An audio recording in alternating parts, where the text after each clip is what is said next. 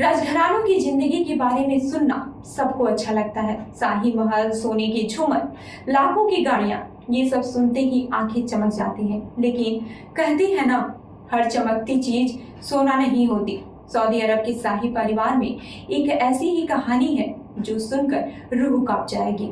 बात कर रहे हैं स्लीपिंग प्रिंस यानी प्रिंस अल वालिद बिन खालिद की। इस राजकुमार की हालत पिछले 20 सालों से ऐसी ही है। न कुछ बोल सकते हैं, न आंखें खोल सकते हैं।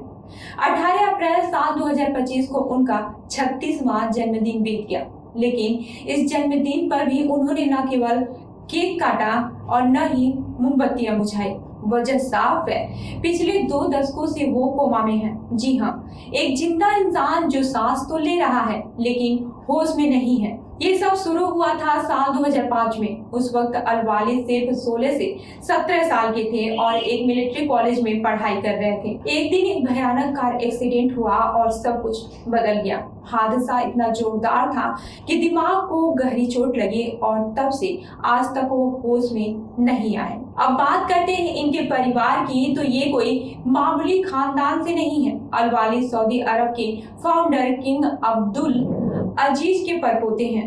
उनके पापा प्रिंस खालिद बिन तलाल भी शाही परिवार से हैं। कहने का मतलब यह है कि ये बच्चा पैदा ही तख्त और ताज के साथ हुआ था, लेकिन किस्मत को शायद कुछ और ही मंजूर था। अभी वो रियाद के किंग अब्दुल अजीज मेडिकल सिटी में एडमिट है। 24 घंटे मशीनों के भरोसे जी रहे हैं। सांस लेने से लेकर खाने तक सब कुछ मशीन ही कर रही है। डॉक्टरों ने तो एक वक्त में यह भी कह दिया था कि अब लाइफ सपोर्ट सिस्टम हटा देते हैं, लेकिन पिता ने साफ मना कर दिया। उनके पिता ने एक इंटरव्यू में कहा, अगर अल्लाह चाहता है कि मेरा बेटा इस दुनिया से चला जाए तो वो उसी दिन चला जाता। जब तक एक सांस बाकी है हम उम्मीद नहीं छोड़ेंगे। आपको बता दें कि साल 2019 में एक बार हल्की सी उम्मीद जगी थी।